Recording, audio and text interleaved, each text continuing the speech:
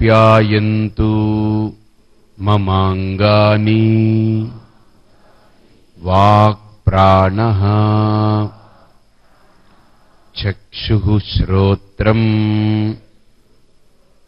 అథో బలం ఇంద్రియాణి చ సర్వాణి సర్వం బ్రహ్మోపనిషదం మాహం బ్రహ్మ నిరాకుర్యాం మామా బ్రహ్మ నిరాకరోత్ అనిరాకరణమస్తు అనిరాకరణం మే అస్తు య ఆత్మని నిరతే య ఉపనిషత్సు ధర్మాః తే మయి సంతు తే మయి సంతు. ఓం శాంతిః శాంతిః శాంతిః. సామవేదంలో ఉండేటువంటి ఎన్నో శాఖలలో ఒకానొక శాఖ, ఒక బ్రాంచ్ తలవకార శాఖ అని పేరు. ఆ శాఖలో 9 అధ్యాయాలున్నాయి. 8 అధ్యాయాల తర్వాత ఈ ఉపనిషత్తు ప్రారంభమవుతుంది. అంటే వేదం యొక్క స్వరూపం ఎలా ఉంటుందనంటే, వేదము 3 అంశాల్ని బోధిస్తుంది: బ్రాహ్మణములు, ఆరణ్యకములు, ఉపనిషత్తులు. బ్రాహ్మణములు అనంటే మంత్రము తదంగీభూతమైనటువంటి కర్మలు. అంటే పుత్రకామేష్టి యాగం చేయాలి. ఎవరికి పుత్రకామేష్టి యాగం? పెళ్ళయి ఉండి పిల్లలు కలుగకుండా వాళ్ళు సంతానహీనత ఉంటే వాళ్ళు ఈ పుత్రకామేష్టి చెయ్యాలి. అర్థమైందే? అంటే వాళ్ళు కోరుకునే కోరిక సమంజసమై ఉండాలి, పొసగాలి. ఇక రెండవ అంశం ఏంటనంటే, కేవలం కోరుకుంటే సరిపోదు, దాన్ని ఆచరించాలి. ఆ ఆచరణనే కర్మ అంటారు. ఆ కర్మ మంత్రయుక్తమై ఉండాలి. కేవలం కర్మ నెయ్యి తయారు చేసుకుని సమిధులు పెట్టేసి అలా పోసేస్తూ పోతుంటే సరిపోదు, మంత్రయుక్తమై ఉండాలి.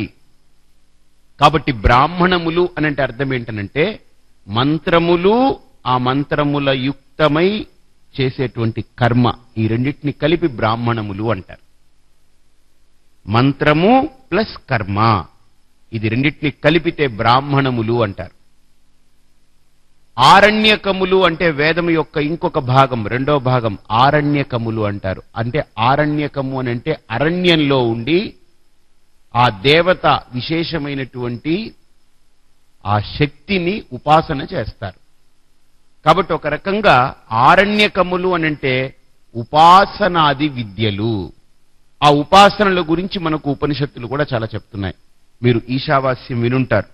అందులో సూర్యుడి గురించి ఉపాసన చెప్పారు, గాయత్రి ఉపాసన చెప్పారు, వినుంటారు మీరు. సూర్యోపాసన ఎలా ఉంటుందో, పూషన్, ఏకర్షే, యమ, ప్రాజాపత్య, ఇవన్నీ మంత్రంలో మీరు చూసుంటారు. అలాగనే ప్రతి వేదానికి కూడా బ్రాహ్మణములు అనేటువంటిది ఒక పోర్షన్, ఆరణ్యకములు అనేటువంటిది ఇంకొక పోర్షన్. అంటే బ్రాహ్మణములు అంటే కర్మ మంత్రముల యుక్తమై ఉండేది, ఆరణ్యకములు అంటే ఉపాసనలు. ఉపాసన అంటే అర్థం ఏంటంటే సింపుల్ థింగ్, ఏం లేదు. ఉపాసన అనంటే దాన్ని ధ్యానం. మీకు అర్థమయ్యేలా చెప్పాలంటే, అంటే ఒక దేవతా శక్తిని మనకు వేదం వివరిస్తుంది. ఈ శక్తితో ఈ దేవత ప్రకాశిస్తూ ఉంది అని. ఆ శక్తిని, దేవతలకు రూపం లేదండి, శక్తులే దేవతలు, రూపాలు ఏం లేవు. విష్ణు అని అంటే మనం 4 చేతులు పెట్టుకు చూస్తాం, అవేం రూపం ఊరికినే, అదొక భావన మాత్రమే. యథార్థానికి శక్తిమత్ ఏవ దైవం ద్యోతనాత్మకత్వాత్ దేవః అంటే ప్రకాశించే వాళ్ళు, శక్తితో వాళ్ళు ప్రకాశించే వాళ్లే కానీ రూపంతో పదార్థంతో ప్రకాశించే వాళ్ళు కాదు. కాబట్టి వేదంలో చెప్పబడ్డటువంటి దేవతలు ఎవరైతే ఉన్నారో ఇంద్రుడు, వరుణుడు, అగ్ని, అనిలుడు, అనలుడు, యముడు, ప్రజాపతి, వీళ్ళందరికీ ఏంటంటే మనకు సినిమాల్లోనో లేకపోతే పుస్తకాల్లోనో లేకపోతే దీంట్లోనో కిరీటాలు పెట్టి, మీసాలు పెట్టి, బొట్లు పెట్టి, లేకపోతే వాళ్ళకి ఇవన్నీ పెట్టి ఏవో ఆయుధాలు ఇచ్చి అన్ని చూపిస్తారు. బట్ ఇవి మనకు తెలియచెప్పడం కోసం చిత్రీకరించినటువంటి ఒక భావన. కానీ దేవతలకి ఎక్కడా రూపం లేదు. దేవతలంటే ఎవరు? ద్యోతనాత్మకత్వాత్ దేవ, ప్రకాశించే వాళ్లే దైవము. శక్తిమద్ రూపాలవి. అర్థమైందండి? శివుడు అని అంటే రూపం లేదు, విష్ణు అంటే రూపం లేదు, కానీ మనకు ఒక రూపాన్ని అక్కడ మనకు ఆరాధనకు వీలుగా, మనం రిలేట్ అవ్వడానికి వీలుగా ఒక రూపాన్ని ఇచ్చారు. ఏమంటే రూపం లేనప్పుడు ఇవ్వడం తప్పు కాదా? తప్పెలా అవుతుంది? రూపం లేనప్పుడు రూపాన్ని ఇవ్వడం తప్పు కాదా? తప్పు కాదు.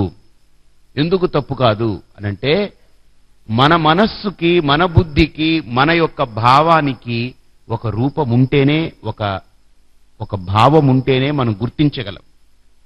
గుర్తింపు చేయడానికి ఆ రూపాన్ని ఇచ్చారు. ఒకసారి గుర్తించిన తర్వాత ఇక ఆ రూపంతో పని లేదు. గుర్తించిన తర్వాత ఆ రూపంతో పని లేదు. ఇప్పుడు ఏ ఫర్ యాపిల్ అని నేర్పారు మనకు. అసలు ఏకే యాపిల్కి సంబంధం ఏంటి చెప్పండి? పిల్లలకి నేర్పుతారు, ఏబిసిడీలు నేర్పుతారు. A for apple, B for bat, C for cat. అసలు సికి క్యాట్కి సంబంధం ఏంటి? బికి బ్యాట్కి సంబంధం ఏంటి? ఏకే యాపిల్కి సంబంధం ఏంటి చెప్పండి? సంబంధం లేదు. కానీ ఆ ఏ అనే అక్షరాన్ని వాడికి చెప్పాలి అని అంటే వాడికి తెలుసున్నటువంటి ఒక పదార్థాన్ని చూపించి, ఇదిగో ఏ అంటే ఏం తెలుసా? యాపిల్ అంటే ఎప్పుడైనా వాడికి ఏ అనేది గుర్తుకు రావాలి అంటే యాపిల్ని గుర్తుంచుకుంటే ఏ గుర్తుకు వచ్చేస్తుంది, అంటే కొండ గుర్తు అని అంటారు దాన్ని. అలాగనే ఈ దేవతలకు కూడా శక్తిమత్ రూపాలే వాళ్ళు, కానీ పదార్థజాతమైనటువంటి శరీరము, మాంసము, ఎముకలు, మనలాగా ఇలా ఎముకలు, శరీరం, చేతులు, కాళ్ళు, ఇలా ముక్కు, కళ్ళు ఇవా ఉంటాయనుకోకండి. ఇది మాంస వికారం, ఇది మాంసపిండం. ఈ పిండం దేవతలకు ఉండవు. కాబట్టి వాళ్ళకి దేహాలు లేవు. దేహదారులు కాదు దేవతలు, శక్తిమత్ రూపాలు.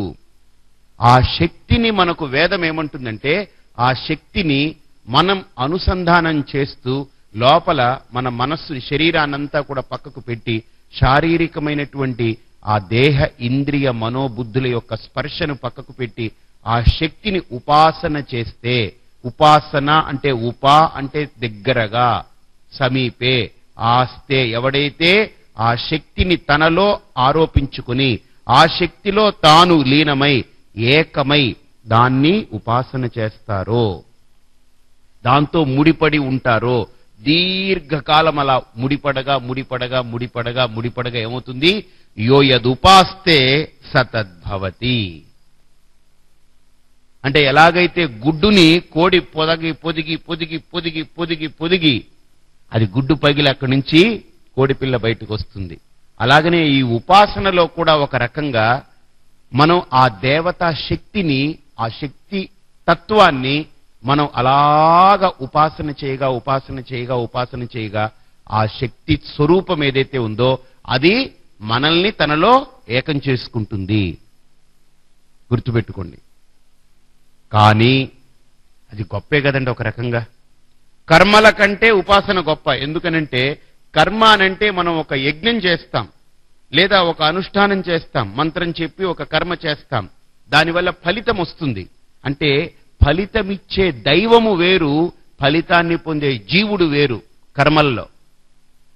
ఉపాసన దగ్గరికి వెళ్ళేటప్పటికి ఏమవుతుంది తెలుసండి? కర్మలు ఉండవు.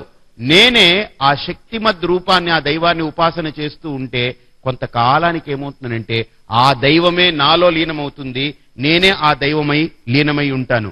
ఇలాగ ఉపాసన వల్ల ఈ సౌలభ్యం ఉంది. కానీ ఇది కర్మ కదా, ఉపాసన కూడా చెయ్యబడ్డది కదా. కాబట్టి ఈ ఉపాసన కూడా అంతరించే కొద్దీ తనలో కూడా దైవత్వం మెల్లమెల్లగా కోల్పోతాడు. ఆ సిద్ధులు కానీ, ఉపాసనలు కానీ, ఆ ఉపాస్య దేవత యొక్క శక్తి కానీ మెల్లమెల్లగా కోల్పోతారు. ఎలాగా?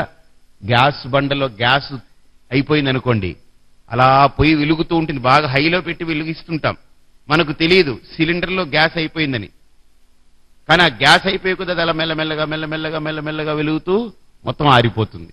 అలాగనే లోపల ఆ ఉపాసకుడు ఎంత శక్తిని జాగృతం చేసుకున్నాడో ఆ శక్తికి కొంత కొలత ఉంటుంది, ప్రతి శక్తికి కొలత ఉంటుంది. ఆ కొలత తగ్గే కొద్దీ వీడిలో కూడా ఆ ఉపాసన బలం తగ్గి క్షీణించి ఆ ఉపాస్య దేవత యొక్క శక్తి కూడా మెల్లమెల్లగా అంతరించిపోతుంది. కాబట్టి మనకి ఇక్కడ వేదంలో ఏదైతే బ్రాహ్మణములు అని కర్మలని మంత్రాలని చెప్పారో, ఆరణ్యకములు అని ఉపాసనలు ఏవైతే చెప్పారో, ఈ బ్రాహ్మణములు ఆరణ్యకములు ఇవి రెండూ కూడా వేదానికి పూర్వభాగంగా చెప్పబడ్డాయి. అయితే కర్మల కంటే ఉపాసనలు కొద్దిగా గొప్పది, మెరుగైందే. కర్మల కంటే ఉపాసన మెరుగైనదే. కానీ ఉపాసన కూడా తాత్కాలికమే, శాశ్వతమేం కాదు. కర్మల కంటే ఉపాసన దీర్ఘకాలమేమో కానీ శాశ్వతం కాదు, ఉండిపోదు. అయితే ఇప్పుడు నాకు ఒక భావన కలిగింది, నేను ఎల్లప్పుడూ ఆ శక్తిమత్ తత్వమై ఉండాలి అనంటే ఏం చేయాలి? అది కర్మ వల్ల పొందబడేది కాదు, ఉపాసన వల్ల పొందబడేది కాదు. శుద్ధమైన అంతఃకరణలో ప్రతిబింబించే ఆ చైతన్యాన్ని గుర్తించిన వాడికి మాత్రమే ఆ ఎరుకలో నిలబడగలిగే స్థితి కలుగుతుంది. కాబట్టి జ్ఞానం వల్ల మాత్రమే పొందబడుతుంది. అందుకనే న కర్మణాన ప్రజయా ధనేన త్యాగేన ఏకే అమృతత్వమానసు వేదమంత్రం చెప్తుంది. కాబట్టి కర్మల వల్ల, ఉపాసనల వల్ల, వీటి వల్ల నువ్వు మోక్షాన్ని పొందలేవు. మోక్షము అనంటే ఆ స్వస్వరూప అనుసంధాన స్థితిని మోక్షము అని అంటారు. మోక్షం అంటే ఎక్కడికో ఎగిరిపోవడం కాదు, మోక్షం అంటే ఏదో అయిపోవడం కాదు. మోక్షం అంటే కానివి లేనివి పోనివిని నెత్తినేసుకుని కెలుక్కుంటూ కూర్చున్నాను, అవన్నీ తొలగించి నా నిజస్థితిలో, నా యథార్థ స్థితిలో, నా స్వరూప స్థితిలో నేను నిలబడి ఉండగలగడమే నిర్వాణము, మోక్షము. కాబట్టి నా స్వరూప స్థితిని, నా యథార్థ స్థితిని నాకు తెలియచేసేదే ఉపనిషత్తులు. గుర్తుపెట్టుకోండి, బ్రాహ్మణములు అనంటే నాలో కలిగిన కోరికను నెరవేర్చుకునేదానికి కర్మలు, మంత్రములు, వీటిని బ్రాహ్మణములు అంటారు. ఆరణ్యకములు అనంటే అరణ్యానికి వెళ్ళి నాకు కేవలం ఈ తాత్కాలికమైన ఫలం కాదు, నాకు దేవతా శక్తే కావాలనుకుని చేసే ఉపాసన. ఇక ఉపనిషత్తులు అనంటే నాకు దేవతా శక్తి అక్కర్లేదు, నేను దైవత్వాన్నే పరిపూర్ణంగా పొంది నా యొక్క యథార్థ స్థితిలో నిలబడగలగాలి. అది ఉపనిషత్తు. అంటే ఒకదానికంటే ఇంకొకటి బెటర్మెంట్, ఒకదానికంటే ఇంకొకటి క్లారిటీ ఇస్తూ పోతుంటుంది. అయితే ఈ ఉపనిషత్ విద్య ఏదైతే ఉందో ఆ విద్యని రకరకాల పేర్లతో పిలిచారు. దాన్ని మోక్ష విద్య అన్నారు, నిర్వాణ విద్య అన్నారు, అర్థమైందా? నిశ్రేయస విద్య అన్నారు. ఇంకా చెప్పాలి అనంటే దాన్ని బ్రహ్మ విద్య అన్నారు, ఆత్మ విద్య అన్నారు, దాన్నే పూర్ణ విద్య అన్నారు. అంటే ఇట్ ఈస్ కంప్లీట్. అంటే ఏది పొందితే, ఎక్కడికి చేరుకుంటే మనిషి ఏది పొందితే ఇక పొందడానికి ఏది శేషము లేదో ఆ పరిపూర్ణత్వాన్ని ఇస్తుంది ఈ ఉపనిషత్తు. అటువంటి వేదంలో అంతిమ భాగమైనటువంటి ఉపనిషత్తుల్ని చివర పెట్టారు. ఇది వేదానికి చివరన పెట్టారు. మొట్టమొదట కర్మ, తరువాత ఉపాసన, చివరగా ఏమొస్తుంది? ఉపనిషత్తులు. అందుకనే వేదానికి చివరన పెట్టారు. కాబట్టి వేదానాం అంతః వేదాంతః, అందుకే దీనికి పేరు వేదాంతము అని పేరు వచ్చింది. అందుకనే కృష్ణుడు కూడా నహి జ్ఞానేన సదృశం పవిత్రమిహ విద్యతే. అందుకని పురాణాలు మనకు వేదంలో లాగా కర్మల వరకెళ్తుంది, ఉపాసనల వరకెళ్తుందే కానీ మోక్షాన్నిచ్చేటువంటి ఆత్మజ్ఞాన నిష్టను పురాణాలు కలిగించలేవు. తెలియజేసే ప్రయత్నాలు చేస్తాయి అవి. బట్ పురాణాలు ఎంతవరకు వెళతాయనంటే భగవంతుడు, వాడి పట్ల నమ్మకము, వాడి పట్ల శ్రద్ధ, వాడిని ఆరాధించడం, వాడిని పూజించడం, వాడిని సేవించడం, సద్భక్తిని పెంచుకోవడం, సదాచారాన్ని అలవరుచుకోవడం, ఇవన్నీ నేర్పుతాయి పురాణాలు. అంతవరకే వెళుతాయి, దానికంటే ముందుకి వెళ్ళలేవు. కానీ ఉపనిషత్తులకి సరిసమానమైన విద్య ఈ లోకంలో ఏదీ లేదు. నాణ్యః పంథ అయనాయ విద్యతే.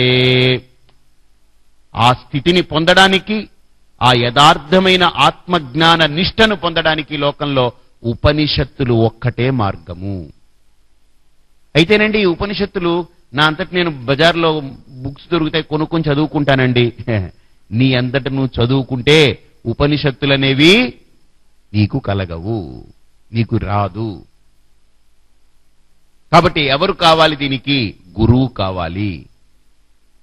గుడ్డు తీసుకొచ్చి మన ఇంట్లో పెట్టామనుకోండి, కోడిపిల్ల అవుతుందా?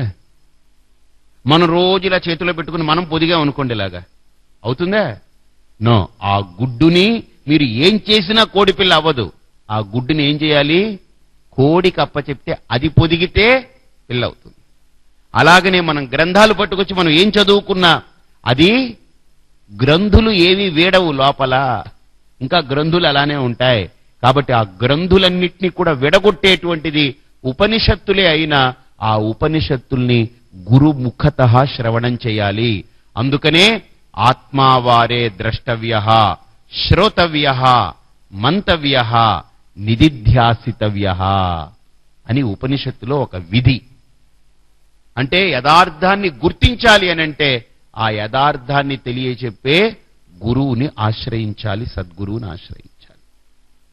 కాబట్టి ఇక్కడ మనకు ఈ ఉపనిషత్తులనేటువంటి అంశంలో మనకు 10 ఉపనిషత్తులు చెప్పుకున్నాం. ఈశ, కేన, కఠ, ప్రశ్న, ముండక, మాండూక్య, ఐతరేయ, తైత్తరేయ, ఛాందోగ్య, బృహదారణ్యకం అనేటువంటి 10 ఉపనిషత్తులు ఉన్నాయి.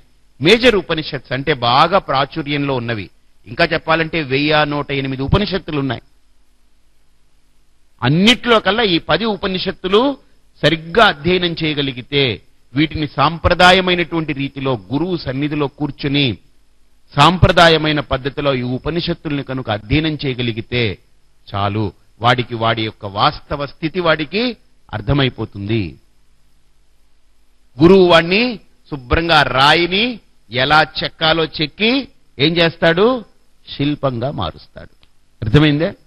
కారణం ఏంటి? ఈ ఉపనిషత్తుల యొక్క ప్రాచుర్యం అలాంటిది, దీని యొక్క గొప్పతనం అలాంటిది.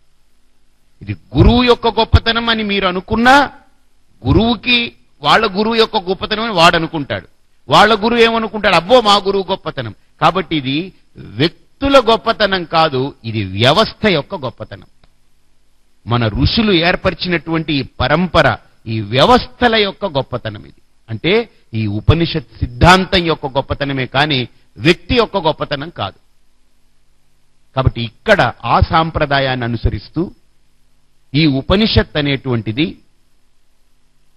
సామవేదంలోకి వస్తుంది. ఇది సామవేదంలో ఎన్నో శాఖలున్నాయి. ఆ శాఖల్లో తలవకార శాఖ ఈ శాఖకు పేరు. అంటే సామవేదం అనేది ఒక చెట్టు అనుకోండి, దాంట్లో ఎన్నో శాఖలు ఉంటాయి, బ్రాంచెస్ ఉంటాయి. ఆ బ్రాంచెస్ లో ఇది తలవకార శాఖ. ఆ శాఖకు ఒక పేరు. ఆ శాఖలో 9 అధ్యాయాలు ఉన్నాయి. అంటే ఒక శాఖకి ఎన్నో చిగుర్లు, ఆకులు ఇన్ని ఉంటాయి కదా, అలాగ 9 అధ్యాయాలు ఉన్నాయి. ఆ 9 అధ్యాయాల్లో మొట్టమొదటి అధ్యాయం నుండి 8వ అధ్యాయం వరకు ఏమేం చెప్పారు తెలుసండి? ప్రాణోపాసన గురించి చెప్పారు. ఇక్కడ ఈ తలవకార శాఖలో కేనోపనిషత్తు ప్రారంభం అవ్వడానికి ముందు వరకు ప్రాణోపాసన గురించి చెప్పారు, గాయత్ర సామ విషయాల గురించి చెప్పారు. అంటే సామంలో ఉన్నటువంటి గాయత్రి అనేటువంటి ఛందస్సులు ఏవైతే ఉన్నాయో గాయత్రీ సామములు, వాటి గురించి కూడా వివరణిచ్చుకుంటూ వెళ్ళారు. అంటే కర్మలు, ఉపాసనలు, వాటి గురించి చెప్పుకుంటూ ఈ 8వ అధ్యాయం పూర్తవుతుంది. ఇక 9వ అధ్యాయం ప్రారంభంలోనే ఉపనిషత్తు ప్రారంభమవుతుంది. అంటే మోక్ష విద్య, బ్రహ్మ విద్య. ఆ విద్య ప్రారంభం అవ్వడమే శిష్యుడితో ప్రారంభమవుతుంది. ఏమిటి అని అడిగితే ఆ శిష్యుడి యొక్క ప్రశ్న అంత గొప్పగా ఉంటుంది. కేనేషితం ప్రేషితం మనః పతతి. ఆ కేన అనే శబ్దంతో ప్రారంభమైంది కదా, అందుకని దీనికి పేరు కేనోపనిషత్ అని పెట్టారు. సామవేదాంతర్గత తలవకారీయ శాఖ కేనోపనిషత్. సామవేదంలో తలవకార్య శాఖ అనేటువంటి దాంట్లో వచ్చేటువంటి కేనోపనిషత్ అన్నమాట ఈ ఉపనిషత్తు. కాబట్టి ఈ ఉపనిషత్తు మొత్తం 4 ఖండాలుగా ఉంది. ప్రథమ ఖండం, ద్వితీయ ఖండం, తృతీయ ఖండం, చతుర్థ ఖండం. ఈ 4 ఖండాల్లో ప్రథమ ఖండం 9 మంత్రాలు, ద్వితీయ ఖండం 12 మంత్రాలు, తృతీయ ఖండం 6 మంత్రాలు, 5 మంత్రాలు ఉంటాయి. చతుర్థ ఖండం మళ్ళీ 9 మంత్రాలు. సో ఇలా వరుసగా మొత్తం 36 మంత్రాలు. 4 ఖండాలకి 36 మంత్రాలు. మనం ఇప్పుడు ప్రథమ ఖండాన్ని చూడబోతున్నాం. ఆ ప్రథమ ఖండంలో మొట్టమొదటి మంత్రం. అయితే శంకరాచార్యులు వారు 10 ఉపనిషత్తులకి భాష్యం రాశారు. సాంప్రదాయమైనటువంటి సిద్ధాంతాన్ని, సనాతనమైనటువంటి సిద్ధాంతాన్ని చక్కగా 10 ఉపనిషత్తులకి ఆయన అందించారు. భగవద్గీతకి ఇచ్చారు, బ్రహ్మసూత్రాలకి ఇచ్చారు. శంకరులు ఇచ్చినటువంటి ప్రకరణ గ్రంథాలు కోకొలలు మనకు ఇంక చెప్పలే. అసలు ఆయన వాంగ్మయాల పుట్ట. వ్యాసుడు ఎంత గొప్ప నిదో భారతానికి, భారతదేశానికి. వ్యాసుడు అని అంటే వ్యాసోచ్చిష్టం జగత్ సర్వం అంటారు. అంటే వ్యాసుడు ఇచ్చిందే మనం ఈరోజు మనం బ్రతుకుతున్నాం ఈ వాంగ్మయాలతో. కానీ వాటన్నిటికీ ఒక రూపాన్ని ఇచ్చి సంస్కరించినటువంటి వాంగ్మయాల నిధి శంకరులు. అందుకనే మన సాంప్రదాయమైనటువంటి మన మంత్రంలో, పరంపరాగతమైన మంత్రంలో మనం ఒక మంత్రం చెప్పుకుంటాం. నారాయణ సమారంభాం వ్యాస శంకర మధ్యమాం అస్మదాచార్య పర్యంతాం వందే గురు పరంపరాం. అంటే నారాయణుడితో ప్రారంభమైనటువంటి సాంప్రదాయం, వ్యాస శంకర మధ్యమాం అంటే మధ్యలోకి వచ్చేటప్పటికి అంతా కలగాపులగంగా ఉంటే దాన్ని వ్యాస మహర్షి చక్కగా ఒక ఆర్డర్గా తీసుకొచ్చారు. వేదాలని విభజించి ఋగ్వేదము, యజుర్వేదము, సామవేదము, అథర్వణ వేదమని విభజించి ఆ వేదాలని మళ్ళీ 3గా విభజించి 4 వేదాలని దాంట్లో బ్రాహ్మణములు, మంత్రములు, ఉపాసనలు, ఆరణ్యకములని చక్కగా విభజించారు ఆయన. బ్రాహ్మణములు, మంత్రములు 2 ఒకటే విభాగం. ఉపాసనలు, ఆరణ్యకములంటే ఉపాసనలు, ఆ తర్వాత ఉపనిషత్తులని విభజించారు. ఈ రకంగా వైదిక సంస్కృతినంతా కూడా ఆయన చక్కగా స్ట్రీమ్లైన్ చేసి విభజించి పెట్టారు. అందుకనే ఆయనకి పేరు వ్యాసుడు అని పేరు వచ్చింది. ఆయన తదనంతరం మళ్ళీ మన సంస్కృతి పతనమవుతున్నటువంటి కాలంలో ఆదిశంకరులు ఆవిర్భవించి మళ్ళీ వైదిక సంస్కృతిని అలా నిలబెట్టడానికి గొప్ప కార్యం తలపెట్టినటువంటి మహనీయుడు ఆయన. ఆయన వేరే ఏం చేయలేదు, వైదిక సంస్కృతిని మళ్ళీ తీసుకొచ్చి పునరుత్థానం చేశారు ఆయన. కాబట్టి వ్యాసుడు ఎంత గొప్పవాడో మన సంస్కృతికి, ఆదిశంకరులు కూడా మన కలియుగానికి అంతకంటే గొప్పవారు.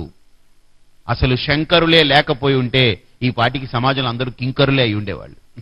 అసలు ఈ విద్య ఉండేది కాదు, మనకు అంది ఉండేది కాదు. మనం ఈరోజు ఇవన్నీ మొత్తం పోయిండే సమాజం అంతా. ఇంకా మనం బట్టగడుతున్నాము. ఇదిగో ఈ వాంగ్మయాలు, ఈ వైదిక సంస్కృతి ఇంకా మనం దాంట్లో బ్రతుకున్నాము అంటే దీనికి భిక్ష పెట్టినటువంటి మహనీయుడు ఆదిశంకరుడు. అందుకనే సంప్రదాయమైనటువంటి శ్లోకాల ఈ పరంపరాగతమైనటువంటి శ్లోకంలో నారాయణ సమారంభాం వ్యాస శంకర మధ్యమాం అస్మదాచార్య పర్యంతాం. నా గురువు, పరంపరాగతమైనటువంటి విద్యను నా గురువు శుశ్రూష చేసి వాళ్ళ గురువు నుండి పొందారు. ఇప్పుడు ఆయన వల్ల నేను పొందుతున్నాను.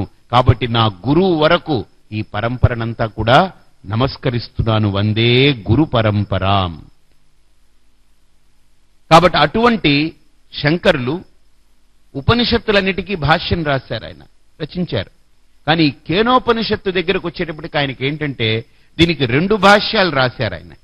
ఒకటి కాదు, ఒకటి పదభాష్యము, 2 వాక్య భాష్యము అని 2 భాష్యాలు రచించారు. శంకరులు మన మీదనే మనకు ప్రతి అంశాన్ని విభజించి మన యథార్థాన్ని మనకు తెలియజేశారు. చాలా అద్భుతంగా, అమోఘంగా తెలియజేశారు. అందుకనే ఆయన పదభాష్యాన్ని వాక్య భాష్యాన్ని రెండింటినీ కూడా మనకు అందించారు ఈ ఉపనిషత్తు. అంతేకాదు ఈ కేనోపనిషత్తు యొక్క గొప్పతనం ఏంటంటే ప్రత్యేకత, నేను అని ఆ రెండక్షరాల యొక్క సారాంశాన్ని మన కళ్ళ ముందు ఆవిష్కరిస్తుంది. నేను అని ఏదైతే ఉచ్చరిస్తున్నానో ఆ నేను అని ఉచ్చరించే ఆ జీవ స్వరూపాన్ని నిరూపణం చేస్తుంది ఈ ఉపనిషత్తు. కాబట్టి ఈ కేనోపనిషత్తులో మనం శాంతి మంత్రం చూశాం. ఆప్యాయంతు మమాంగాని వాక్ ప్రాణశ్చక్షుశ్రోత్రమథో బలమింద్రియాణి చ సర్వాణి, ఇన్ని చూశాం మనం. ఇప్పుడు మనకు కేనోపనిషత్తు ప్రారంభమవుతుంది. ఈ మంత్రం శిష్యుడు ప్రశ్నిస్తాడు గురువుని. గురువు దగ్గర సాధన సంపత్తుతో అధికారము సాధించినటువంటి వాడు, ఎలిజిబిలిటీ పొందినటువంటి వాడు, శమ దమ ఉపరతి తితిక్ష శ్రద్ధ సమాధానం అనేటువంటి షడ్గుణ సంపన్నుడైనటువంటి వాడు, ఆ షట్ సంపత్తి కలిగి ఉన్నటువంటి సాధకుడు విచారణతో మననం చేసి వాడు వివేకంతో గురువు దగ్గరికి వెళ్ళి, గురువుగారు నాకు ఒక అనుమానం కలుగుతుంది. ఏమిటా అనుమానం?